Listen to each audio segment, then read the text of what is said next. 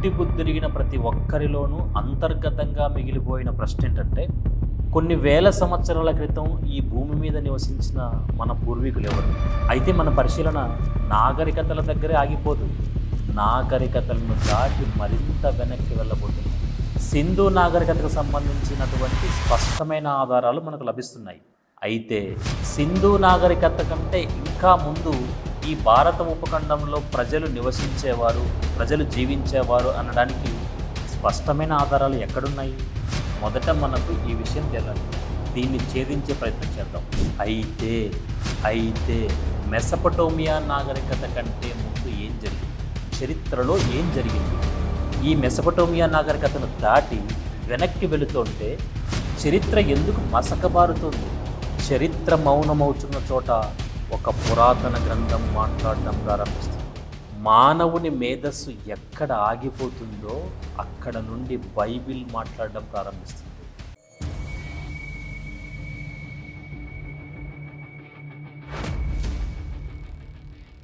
ఈనాటికి ప్రపంచంలో సుమారు 830 కోట్ల మంది జీవిస్తున్నారు.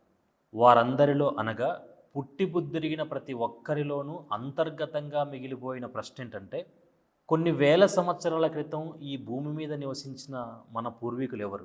లేదా మన మూల నివాసులు ఎవరు? కాలం అనేక తరాలను చెరిపేసింది, తన గర్భంలో కలిపేసుకుంది. కానీ వారి ఆనవాళ్ళను మాత్రం చెరిపేయలేకపోయింది. రాళ్లలో చెక్కబడిన చరిత్ర ఒకవైపు, శిథిలాలుగా మిగిలిన నగరాలు మరొక వైపు, కాలాన్ని సవాలు చేసి నిలిచిన నిర్మాణాలు ఇంకొక వైపు. ఇవన్నీ మనుష్య జాతి గతాన్ని తెలియజేస్తున్న ప్రాచీన నాగరికతల యొక్క మౌన సాక్ష్యాలు. అయితే మన పరిశీలన నాగరికతల దగ్గరే ఆగిపోదు, నాగరికతలను దాటి మరింత వెనక్కి వెళ్ళబోతున్నాం. అది ఎంత దూరం అంటే, మనకంటే ముందుగా కొన్ని వేల సంవత్సరాల క్రితమే ఈ భూమి మీద నివసించిన మన పూర్వీకుల యొక్క మూలాలను పట్టుకునేంత వరకు. నేను ఈ నాగరికతల గురించి వివరించే ప్రయత్నం చేయను, కానీ ఈ నాగరికతలు ఎక్కడ ప్రారంభమైనాయి, అక్కడ నుండి ప్రజలు ఏ ప్రాంతానికి విస్తరించారు అనే విషయాలను మాత్రమే ఈ వీడియోలో ముఖ్యంగా చర్చిస్తాము. ప్రపంచంలో ఎన్నో నాగరికతలు ఉన్నప్పటికీ అత్యంత ప్రాచీనమైన నాగరికతలలో 4వదిగా పిలువబడుతున్నటువంటి చైనీస్ నాగరికతతో మన ప్రయాణాన్ని ప్రారంభిద్దాం. ఈ చైనీస్ నాగరికత క్రీస్తు పూర్వం 2000 సంవత్సరాల క్రితమే చైనాలో ఏర్పడినట్లుగా పురావస్తు శాస్త్రవేత్తలు చెబుతున్నారు. నార్త్ చైనాలో ఉన్న ఎల్లో రివర్ పరిసర ప్రాంతాలలో ఈ నాగరికత బయటపడింది. ఇక్కడి ప్రజలు మొదట వ్యవసాయం చేసేవారు, అలాగే చేతి వృత్తులు కలిగి ఉండేవారు, చిన్న చిన్న వ్యాపారాలు కూడా చేసేవారు. వారు మొదట గుంపులుగా నివసించడం ప్రారంభించారు, ఆ తర్వాత సమూహాలుగా మారారు, సమూహాలు కాస్త గ్రామాలుగా మారాయి, గ్రామాలు పట్టణాలుగా మారాయి, పట్టణాలు నగరాలుగా, నగరాలు కాలక్రమేణా అభివృద్ధి చెందుతూ గొప్ప చైనీస్ నాగరికతను స్థాపించే వరకు వెళ్ళిపోయారు. ఒకసారి ఈ పిక్చర్ని చూడండి. ఈ నాగరికత ప్రారంభం ఉత్తర చైనాలోని ఎల్లో రివర్ పరిసర ప్రాంతాల్లో మొదలైంది. ఇక్కడ మీకు కనిపిస్తుంది కదా, ఉత్తర చైనాలోని అంటే నార్త్ చైనాలోని ఎల్లో రివర్ పరిసర ప్రాంతాల్లో మొదలైంది. ఇక్కడే ప్రజలు అభివృద్ధి చెందుతూ విస్తరించడం మొదలుపెట్టారు. అక్కడ నుండి స్టార్ట్ అయ్యి ఈస్ట్ చైనా వైపు వెళ్ళారు. అలాగే ఆ తర్వాతి కాలంలో మధ్య చైనా వైపు వెళ్ళారు. అంటే సుమారు యాంగ్టేజ్ రివర్ పరిసర ప్రాంతాల వైపు ప్రజలు విస్తరించడం ప్రారంభించారు. ఆ తర్వాత చైనా మొత్తం ప్రజలంతా విస్తరించినట్లు చరిత్ర మనకు చెబుతోంది. ఇప్పటి వరకు మనం ఏం తెలుసుకున్నాం? చైనీస్ నాగరికత ఎక్కడ ప్రారంభమైంది, ఏ నదీ తీరంలో ప్రారంభమైంది, అక్కడి నుండి ప్రజలు ఎక్కడెక్కడికి అనగా చైనాలో ఏ ప్రాంతాలకు ప్రజలు విస్తరించారు అనే విషయాన్ని మనం తెలుసుకున్నాం.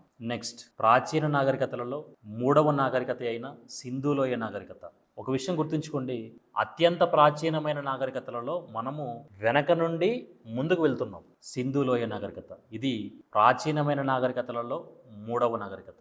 ముఖ్యంగా ఇది మన పూర్వీకులకు సంబంధించిన చరిత్ర. ఈ సింధులోయ నాగరికత క్రీస్తు పూర్వం 3300 సంవత్సరాల కాలంలోనే నేటి పాకిస్తాన్, వాయువ్య భారతదేశంలో సింధు నది మరియు దాని ఉపనదుల పరివాహక ప్రాంతాల్లో విలాసిల్లిందని ఆర్కియాలజిస్టులు చెబుతున్నారు. ఈ నాగరికతలో హరప్ప, మొహంజదారో వంటి పట్టణాలు ప్రాముఖ్యమైనవి. ఇందులోని ప్రజలు వ్యవసాయం చేసేవారు, చేతి వృత్తులు కలిగి ఉండేవారు, పశుపోషణ, అలాగే చిన్న చిన్న వ్యాపారాలు కూడా చేసేవారు.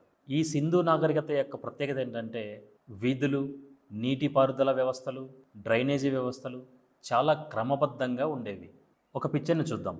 ఈ నాగరికత ఎక్కడ ప్రారంభమైంది అనే విషయానికి వస్తే అది నేటి పాకిస్తాన్, వాయువ్య భారతదేశంలోని సింధు నది మరియు దాని ఉపనదుల పరివాహక ప్రాంతాల్లో ఈ నాగరికత ప్రారంభమైనట్లుగా శాస్త్రవేత్తలు కనుగొన్నారు.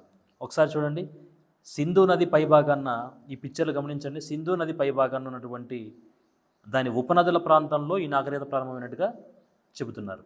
ఇక్కడ ఈ రెడ్ మార్క్ ఏదైతే ఉందో అక్కడ ఆ సింధు నది పైభాగాన దాని ఉపనదులు కూడా ఉన్నాయి.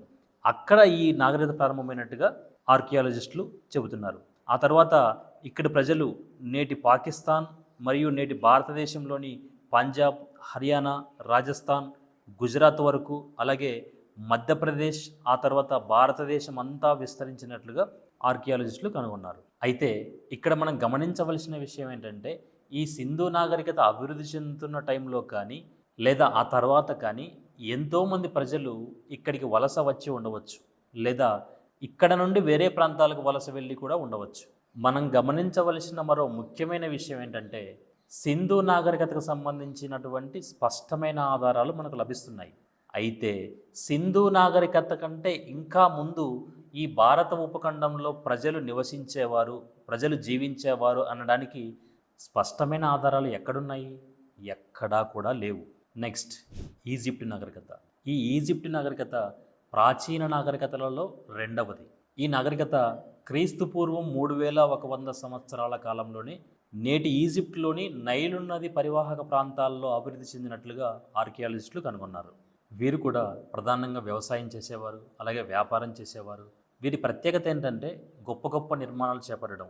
ఈజిప్ట్ పిరమిడ్ల వంటి చరిత్రాత్మకమైనటువంటి ఆ గొప్ప నిర్మాణాలు కొన్ని వేల సంవత్సరాల క్రితమే క్రీస్తు పూర్వమే నిర్మించినట్లుగా చరిత్ర చెబుతోంది. పిక్చర్ చూద్దాం. ప్రధానంగా ఈ ఈజిప్ట్ నాగరికత ప్రజలు మొదట నైలు నది యొక్క డెల్టా ప్రాంతాల్లో నివసించేవారు. ఆ తర్వాత అప్పర్ ఈజిప్ట్ వైపు వారి వ్యాప్తి జరిగింది, అనగా వారు విస్తరించారు. ఈ పిక్చర్లో చాలా స్పష్టంగా ఈ నాగరికత ప్రజలు ఎక్కడ మొదట నివసించారు, ఆ తర్వాత నైలు నది పొడవున దాని ఇరువైపులా ఎలా విస్తరించారు అనే విషయం స్పష్టంగా చూడవచ్చు. ఇకపోతే మనం ఇందాక చర్చించినటువంటి 3 నాగరికతల కన్నా అత్యంత ప్రాచీనమైనది మొట్టమొదటి నాగరికత, అదే మెసపటోమియా నాగరికత. ఈ మెసపటోమియా అనేది గ్రీకు పదం. దీని అర్థం 2 నదుల మధ్య భాగం అని. ఈ నాగరికత క్రీస్తు పూర్వం సుమారు 4000 సంవత్సరాల క్రితం ఏర్పడిందని ఆర్కియాలజిస్టులు చెబుతున్నారు. ఈ పిక్చర్ చూద్దాం. ఈ నాగరికత మొదట మెసపటోమియా అనే ప్రాంతంలో ప్రారంభమై కాలక్రమంలో యూఫ్రటీస్ మరియు టైగ్రిస్ నదుల మధ్య భాగం అంతా కూడా ఈ నాగరికత విస్తరించినట్లుగా మనం గమనించవచ్చు. ఆనాటి కాలంలోనే మెసపటోమియాలో ఉరుక్, లగాష్ వంటి అత్యంత ప్రాచీన నగరాలు అభివృద్ధి చెందినట్లుగా మనం గమనించవచ్చు చరిత్రలో. ఈ ప్రాంతంలోని ప్రజలు క్రమంగా చుట్టుపక్కల సారవంతమైన ప్రాంతాలకు విస్తరించినట్లుగా మనం ఈ పిక్చర్లో గమనించవచ్చు. ఆ తర్వాతి కాలంలో ఈ మెసపటోమియా ప్రాంతం అనేక రాజ్యాలకు కేంద్రంగా, అనగా సుమేర్, అక్కడ్, బాబిలోనియా, అస్సిరియా, అలాగే పర్షియా, ఆ తర్వాత గ్రీకు రాజ్యాలకు కేంద్రంగా మారినట్లుగా చరిత్రలో మనం స్పష్టంగా చూడగలం. ఇప్పటి వరకు మనం ప్రపంచంలో ఉన్న అత్యంత ప్రాచీనమైన 4 నదీ నాగరికతల గురించి మనం పరిశీలన చేశాం. ఇంతకీ ఏంటవి? 4వది చైనీస్ నాగరికత, 3వది సింధులోయ నాగరికత, 2వది ఈజిప్ట్ నాగరికత, మొట్టమొదటిది మెసపటోమియా నాగరికత. ఈ మెసపటోమియా నాగరికత మిగిలిన 3 కంటే కూడా ప్రాచీనమైనదిగా మనం చూసాం. ఈ నాగరికతలన్నీ పరిశీలించినప్పుడు ఒక ఆసక్తికరమైన విషయం మనకు కనబడుతుంది. ఈ ప్రాచీన నాగరికతలన్నీ కూడా నదీ పరివాహక ప్రాంతాల్లోనే ఎందుకు ఏర్పడ్డాయి? ఇది కేవలం యాదృచ్ఛికమా, లేదా దీని వెనక మరింత లోతైన చరిత్ర ఏదైనా దాగి ఉందా అన్న ప్రశ్న మొదలవుతుంది. అంతేకాదు మరొక ప్రశ్న కూడా మన ముందర నిలుస్తోంది. ఈ నాగరికతల్లోని ప్రజలందరూ ఒకరికొకరు సంబంధం లేకుండా ఈ భూమి మీద వేరువేరు ప్రాంతాల్లో స్వతంత్రంగానే, ఎవరికి వారే స్వతంత్రంగానే అభివృద్ధి చెందారా, లేక వీరి మధ్య ఏమైనా సంబంధాలున్నాయా? అనగా వీరందరూ ఒకే ప్రాంతవాసులుగా ఉండి కాలక్రమేణా భూమి అందంతటా విస్తరించారా? మొదట మనకు ఈ విషయం తేలాలి. దీన్ని ఛేదించే ప్రయత్నం చేద్దాం. ఈ నాగరికతలన్నిటినీ జాగ్రత్తగా పరిశీలిస్తే ఇవన్నీ ఏకకాలంలో ఒకేసారి ప్రారంభమైనట్టుగా కనిపించడం లేదు. ఒక నాగరికతకు మరొక నాగరికతకు మధ్య కొన్ని దశాబ్దాల కాలం లేదా కొన్ని శతాబ్దాల కాలం పట్టి ఉండవచ్చు. దీన్ని బట్టి ఒక విషయం అర్థమవుతుంది. ప్రపంచంలోని ఆయా ప్రాంతాల్లో విస్తరించిన ఈ నాగరికతలన్నీ కూడా ఒకేసారి పుట్టుకొచ్చాయి అని చెప్పడానికి అవకాశం లేదు. ఒకే ప్రాంతం నుండి ప్రజలు క్రమక్రమంగా ఇతర ప్రాంతాలకు వ్యాపించినట్లుగానే ఒక ప్రాథమిక అంచనాకు రావచ్చు. ఈ సందర్భంగా మనం జన్యు శాస్త్రవేత్తలు చేసిన ఒక ఆసక్తికరమైన పరిశోధనను పరిగణలోనికి తీసుకోవాలి. వారు ప్రపంచంలోని వివిధ దేశాలకు చెందిన వివిధ ప్రాంతాలకు చెందిన మనుషుల యొక్క డిఎన్ఏ నమూనాలను సేకరించి ల్యాబ్స్లో పరిశీలించడం జరిగింది. ముఖ్యంగా వారు తల్లి నుండి మాత్రమే పుట్టబోయే బిడ్డకు సంక్రమించే మైట్రోకాండియల్ డిఎన్ఏ పైన అధ్యయనం చేయడం జరిగింది.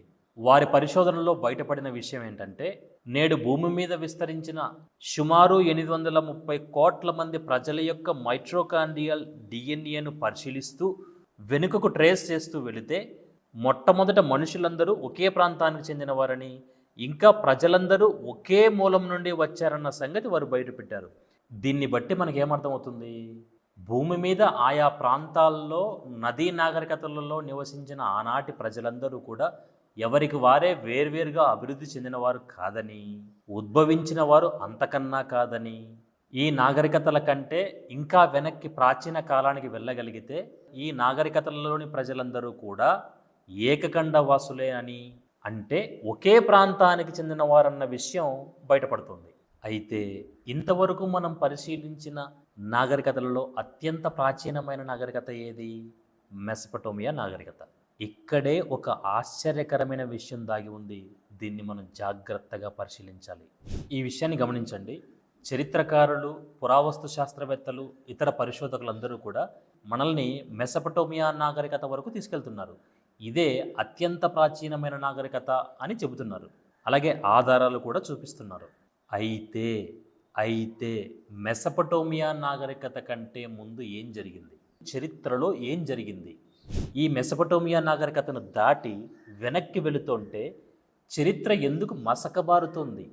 ఎందుకు పురావస్తు శాస్త్రవేత్తలు కానీ చరిత్రకారులు కానీ మెసపటోమియా నాగరికత కంటే వెనక్కి వెళ్ళలేకపోతున్నారు? కొన్ని లక్షల సంవత్సరాల క్రితం నుండి మనుషులు భూమి మీద నివసిస్తున్నారు అని ఈ శాస్త్రవేత్తలు కానీ డార్విన్వాదులు కానీ చెబుతున్నారు కదా. అయితే మెసపటోమియా నాగరికత కంటే ఇంకా ప్రాచీన కాలానికి వెళ్ళినప్పుడు ఖచ్చితమైనటువంటి ఆధారాలు ఎందుకు చూపించలేకపోతున్నారు? ఖచ్చితమైన ఆధారాలు, స్పష్టమైన ఆధారాలు ఎందుకు కనిపించడం లేదు? ఈ నాగరికతల వరకేమో నగరాలు, ఇళ్ళు, వీధులు, లిపులు, రాజ్యాలు, డ్రైనేజీ వ్యవస్థలంటూ ఆధారాలు చూపిస్తున్న ఈ పురావస్తు శాస్త్రం నాగరికతలను దాటి వెనక్కి వెళ్ళేసరికి వారేం చూపిస్తున్నారో తెలుసా? అదిగో అక్కడ 4 ఎముకలు దొరికాయి, ఎక్కడో రాతి పనిముట్టు దొరికాయి, ఏదో గుహలో బొమ్మలు గీశారు అని వారు చెబుతున్నారు. అయితే నాగరికతలకు ఆధారాలు చూపించినట్లుగా అదే స్థాయిలో బలమైన స్పష్టమైన ఆధారాలు, నాగరికతల కంటే పూర్వపు చరిత్రకు సంబంధించిన ఆధారాలు స్పష్టంగా ఎందుకు చూపించలేకపోతున్నారు? మెసపటోమియా నాగరికత కంటే ఇంకా ప్రాచీన కాలానికి వెళ్ళేసరికి ఎందుకు చేతులు తడుముకుంటోంది ఈ పురావస్తు శాస్త్రం? మీరందరూ జాగ్రత్తగా ఆలోచించాలి ఈ విషయాన్ని. ఇక్కడే మన పరిశోధన కొత్త మలుపు తిరుగుతోంది. మన ప్రయాణం, మన పరిశోధన ఈ నాగరికతలతోనే ఆగిపోదు. నదుల ఒడ్డున నిర్మించిన నగరాలను దాటి, రాజ్యాలను దాటి, నాగరికతలను దాటి మరింత వెనక్కి ప్రయాణించబోతున్నాం. ఎంత వెనక్కి అంటే మానవ జాతి యొక్క మూలాలను వెతుకుతూ ప్రాచీన కాలంలో మరింత వెనక్కి ప్రయాణించబోతున్నాం. నాతో కలిసి ప్రయాణం చేయడానికి మీరు సిద్ధమేనా? ఈ శాస్త్రవేత్తలు ఏం చెప్పారు? మానవ జాతి అంతా ఒకే ప్రాంత వాసులని, వారందరి మూలం ఒక్కటే అని వెల్లడించారు. అయితే నేడు కనిపిస్తున్న ఈ వేలాది భాషలు ఎక్కడి నుండి వచ్చాయి? సుమారు 200 దేశాలు ఎలా ఏర్పడ్డాయి? వారందరి మూలం ఒక్కటే అయితే ప్రజలు ప్రపంచమంతటా ఎలా చెదిరిపోయారు? ఈ ప్రశ్న పురావస్తు శాస్త్రవేత్తలను అడిగితే వారి దగ్గర ఖచ్చితమైన సమాధానాలు లేవు. చరిత్ర మౌనమవుతున్న చోట ఒక పురాతన గ్రంథం మాట్లాడడం ప్రారంభిస్తుంది. మానవుని మేధస్సు ఎక్కడ ఆగిపోతుందో అక్కడ నుండి బైబిల్ మాట్లాడడం ప్రారంభిస్తుంది. ఒక్కసారి బైబిల్ చూద్దాం. ఆదికాండము 11వ అధ్యాయము 1వ వచనం. భూమి యందంతటా ఒక్క భాషయు ఒక్క పలుకును ఉండెను. నాగరికతలు ఏర్పడక మునుపు ఆ ప్రాచీన కాలంలో మనుషులందరూ ఒకే భాష మాట్లాడేవారు. వారందరికీ ఒకే పలుకు ఉండేది. ఒకరు వందలుగా, వందలు వేలుగా, వేలు లక్షలుగా విస్తరిస్తున్న కాలం అది. ఆనాడు వారు తీసుకున్న ఒక్క నిర్ణయం వల్ల వారందరూ భూమి యందంతటా చెదిరిపోవాల్సి వచ్చింది. ఇంతకు ఆనాటి ప్రజలు తీసుకున్న ఆ నిర్ణయం ఏంటి? ఆదికాండము అదే 11వ అధ్యాయము 4వ వచనం. మనము భూమి అందంతటా చెదిరిపోకుండా ఒక పట్టణమును ఆకాశమునంటూ శిఖరము గల ఒక గోపురమును కట్టుకొని పేరు సంపాదించుకుందాం రండని వారిలో ఒకరితో ఒకరు మాట్లాడుకొనగా, వారేం చేయాలనుకున్నారు? మనము భూమి అందంతటా చెదరిపోకుండా ఒక పట్టణమును ఆకాశమునంటూ ఒక శిఖరమును కట్టుకొని ఆ పట్టణం చుట్టూ ఆ శిఖరం చుట్టే వ్యాపించాలనుకున్నారు. పేరు సంపాదించుకోవాలనుకున్నారు. వారికి వచ్చిన ఈ ఆలోచన వల్లే దేవుడు వారిని భూమి అందంతటా చెదరగొట్టాడు. ఎందుకో తెలుసా? వారు దేవుని సంకల్పానికి, ఆయన ప్రణాళికకు విరుద్ధమైన ఆలోచన చేశారు కనుక. దయచేసి ఈ వీడియోను పూర్తిగా ఓర్పుతో చూసి ఆధారాలను పరిశీలించండి. అప్పుడే మీకు చరిత్ర స్పష్టంగా ఒక కంప్లీట్ పిక్చర్ మీకు కనిపిస్తుంది. ఇంతకు ఆయన చిత్తమేంటో, ఆయన ప్రణాళిక ఏంటో బైబిల్ విప్పి ఒక్కసారి చూద్దాం. ఆదికాండము 1వ అధ్యాయము 28వ వచనం. దేవుడు వారిని ఆశీర్వదించెను, ఎట్లనగా మీరు ఫలించి అభివృద్ధి పొంది విస్తరించి భూమిని నిండించి. వారు ఫలించాలి, విస్తరించాలి, భూమిని నిండించాలన్నది ఆయన సంకల్పం. భూమి అందంతటా విస్తరించాలన్నది ఆయన సంకల్పం. మరి వారు చేసిందేంటి? ఆకాశమునంటే గోపురాన్ని కట్టుకొని ఎక్కడికి చెదిరిపోకుండా అక్కడే అందరూ నివాసం ఉండాలనుకున్నారు.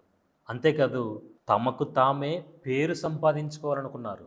వారు దేవునికి మహిమ తేవాలని కోరుకోలేదు. కనుక దేవుడు ఏం చేశాడో ఒకసారి బైబిల్ చూద్దాం. ఆదికాండము 11వ అధ్యాయము 7వ వచనం. మనము దిగిపోయి వారిలో ఒకని మాట ఒకనికి తెలియకుండా అక్కడ వారి భాషను తారుమారు చేస్తాము రండని దేవుడు చెప్పాను. దేవుడే స్వయంగా అక్కడ వారి భాషను ఒకరి మాట ఒకరికి అర్థం కాకుండా తారుమారు చేసినట్లుగా బైబిల్ చెబుతుంది. ఒక్కసారి ఆలోచించండి. నిన్నటి వరకు ఒకరి మాటలు ఒకరికి అర్థమయ్యాయి, కానీ ఒక్కసారిగా వీరేం మాట్లాడుతున్నారో ఎదుటివారికి అర్థం కాలేదు, ఎదుటివారు ఏం మాట్లాడుతున్నారో వీరికి అర్థం కాలేదు. పరిస్థితి ఎలా ఉంటుందో ఆలోచించండి. అలా ఒకరి మాటలు ఒకరికి అర్థం కాకపోతే, వారేం మాట్లాడుతున్నారో వీరికి అర్థం కాకపోతే కలిసి ఎలా ఉండగలరు? కలిసి ఎలా బ్రతకగలరు? కలిసి ఆకాశాన్నంటే మహాగోపురాన్ని ఎలా నిర్మించగలరు? కనుక మధ్యలోనే ఆగిపోయాయి వారి ప్రాజెక్ట్స్. ముందు భాషలు విడిపోయాయి, ఆ తర్వాత ప్రజలు విడిపోయారు. భాషలు వేరైతే సమాజాలు ఏర్పడతాయి, సమాజాలు వేరైతే దేశాలే ఏర్పడతాయి. నేడు సుమారు ప్రపంచంలో 200 దేశాలు ఏర్పడడానికి నాంది ఎక్కడ పడిందో ఆ ప్రాచీన కాలంలో ఒక్కసారి బైబిల్ విప్పి చూద్దాం. ఆదికాండము 10వ అధ్యాయము 25వ వచనం. ఎబెరునకు 2 కుమారులు పుట్టిరి, వారిలో ఒకని పేరు పెలెగు. ఏలయనగా అతని దినములలో భూమి దేశములుగా విభాగింపబడెను. ఈ సందర్భాన్ని బట్టి ఆలోచిస్తే పెలెగు దినములలోనే బాబేలు గోపురం ఇన్సిడెంట్ జరిగింది అనడానికి బలమైన ఆధారాలు కనిపిస్తున్నాయి. నేడు భూమి మీద ఉన్న కొన్ని వేల భాషలకు నాంది పడింది ఈ బాబేలు గోపురం దగ్గరే. అసలు బాబేల్ అంటే అర్థమేంటో తెలుసా? తారుమారు అని అర్థం. ఇది ప్రాచీన మానవ చరిత్రలో ఒక గొప్ప మలుపు. అసలు ఈ సంఘటనలన్నీ ఎక్కడ జరిగాయో తెలుసా? ఆదికాండము 11వ అధ్యాయము 2వ వచనం. వారు తూర్పున ప్రయాణమైపోవచ్చుండగా సీనారు దేశమందు మైదానము వారికి కనబడెను, అక్కడ వారు నివసించిరి. పైన మనం చదువుకున్న సంఘటనలన్నీ కూడా ఈ సీనారు ప్రాంతంలోనే జరిగాయి. ఇంతకు ఈ సీనారు ప్రాంతం ఎక్కడుంది? నేటి ఇరాక్లోని ప్రాచీన బాబిలోనియా దగ్గరే ఈ సీనారు ప్రాంతం ఉంది. ఒక్కసారి ఈ ఇమేజ్ చూడండి. చాలామంది బైబిల్ పరిశోధకులు, అలాగే కొంతమంది చరిత్రకారులు నేటి ఇరాక్లోని ప్రాచీన సీనారు ప్రాంతంలో కనుగొనబడిన ఈ ఎటెమెనంకి అవశేషాలనే బాబెల్ గోపురం యొక్క పునాదులుగా భావిస్తున్నారు. మరికొందరు ఆ తర్వాతి కాలంలో కట్టబడిన బాబెల్ గోపురం యొక్క నమూనాగా భావిస్తున్నారు. ఏది ఏమైనా నేటి ఇరాక్లోని ప్రాచీన బాబిలోనియా ప్రాంతంలో ఉన్న ఈ సీనారు మైదానం నుండే దేవుడు వారిని భూమి అంతటా చెదరగొట్టాడు. అలా చెదిరిపోయిన వారందరూ యూఫ్రటీస్, టైగ్రీస్ నదుల మధ్య భాగం అంతా విస్తరించారు. ఆ ప్రదేశాల్లో నివసించడం ప్రారంభించారు. దేవుడు వారి భాషలు తారుమారు చేశాడు కదా. ఎవరి భాష అయితే వేరొకరికి అర్థమవుతుందో, వీరి మాటలు ఎవరికైతే అర్థమవుతున్నాయో వారు వీరు కలిసి గుంపుగా ఒక ప్రాంతంలో నివసించడం ప్రారంభించారు.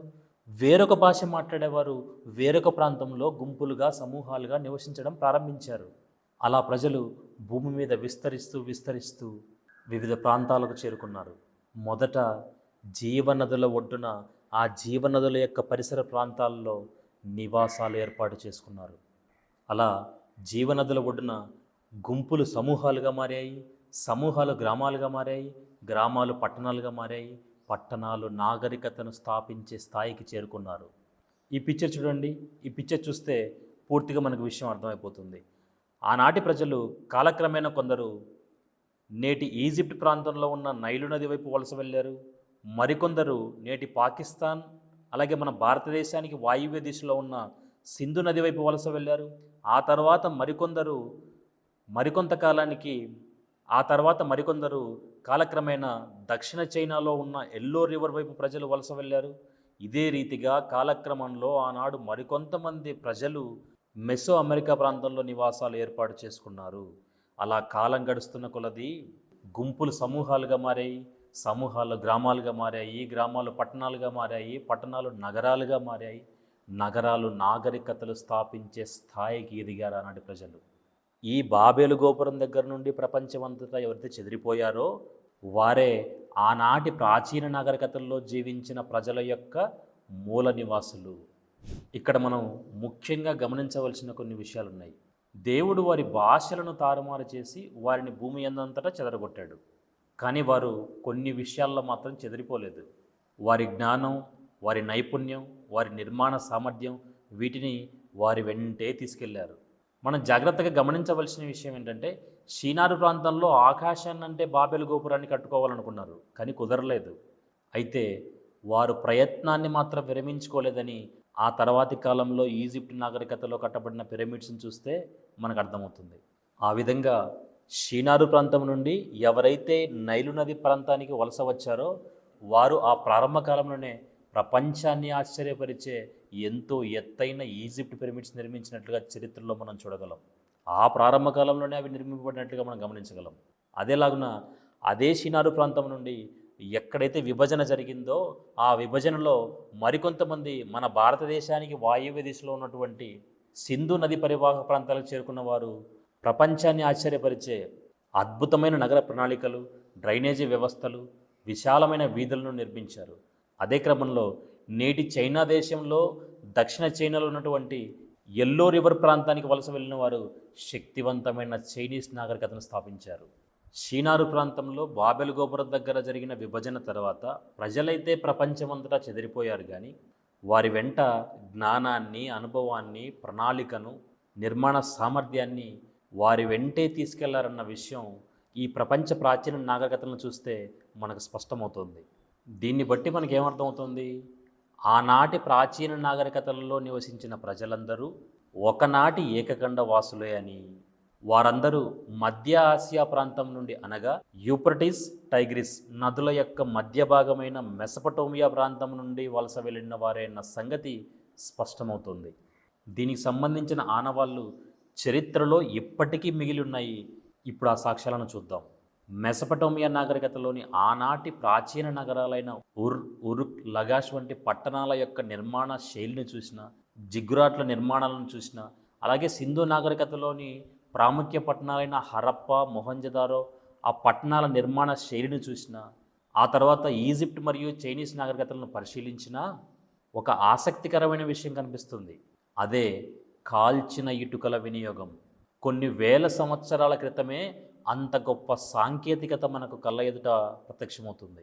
వారి సాంకేతికతకు మూలం ఎక్కడుందో ఒక్కసారి బైబిల్ విప్పి చూద్దాం. అదే ఆదికాండము, అదే 11వ అధ్యాయము 3వ వచనం చదువుదాం. మనము ఇటుకలు చేసి బాగుగా కాల్చుదాం రండని ఒకనితో ఒకడు మాట్లాడుకొనిరి. రాళ్లకు ప్రతిగా ఇటుకలను, అడుసుకు ప్రతిగా మట్టి కీలును వారికుండెను. ఆనాడు వారు రాళ్ళు దొరకని చోట ఇటుకలు తయారు చేయడం మొదలుపెట్టారు, కాల్చిన ఇటుకల తయారీ మొదలుపెట్టారు. అడుసు దొరకని చోట మట్టి కీలును వాడడం ప్రారంభించారు. ఇది చిన్న విషయం కాదు. వాస్తవానికి ఇది అత్యున్నత నిర్మాణ జ్ఞానానికి నిదర్శనం. ఎందుకంటే కాల్చిన ఇటుకలు, బలమైన మట్టి కీలు, భారీ నిర్మాణాలు ఇవన్నీ అభివృద్ధి చెందిన సాంకేతిక పరిజ్ఞానం లేకుండా సాధ్యం కావు. ఆదికాండం 11వ అధ్యాయం 3వ వచనం కేవలం వచనం మాత్రమే కాదు. ఆనాటి బాబెలు కాలపు ప్రజలు అనగా నాగరికతల యొక్క మూల నివాసులు అనాగరికులు కాదని, అత్యున్నత నిర్మాణ సామర్థ్యం కలిగిన సమాజమని నిరూపించే ఒక ముఖ్యమైన ఆధారం. మన పరిశోధన, మన ప్రయాణం ఈ నాగరికతల దగ్గరే ఆగిపోకూడదు, లేదా ఈ బాబెలు గోపురం దగ్గరే ఆగిపోకూడదు. బాబెలు గోపురాన్ని దాటి, షీనారు ప్రాంతాన్ని దాటి కాలంలో మరింత వెనక్కి ప్రయాణించబోతున్నాం. ఇంతవరకు మనం చెప్పుకున్న సంఘటనలన్నీ నేటి ఇరాక్ దేశంలోని షీనారు ప్రాంతంలో జరిగాయని మనం చెప్పుకున్నాం కదా. అయితే ఈ షీనారు ప్రాంతంలోనికి ప్రజలు ఎక్కడి నుండి వచ్చారు? ఈ షీనారు ప్రాంతంలో ప్రజల యొక్క మూల నివాసులు ఎవరు? అది తేలాలి ఫస్ట్. ఈ షీనారు ప్రాంతంలో బాబెలు గోపురం దగ్గర జరిగిన ఇన్సిడెంట్ కంటే ముందు అసలు ఏం జరిగింది? అదే మహాప్రళయం, భూమినంతటినీ ముంచేసిన మహాజల ప్రళయం.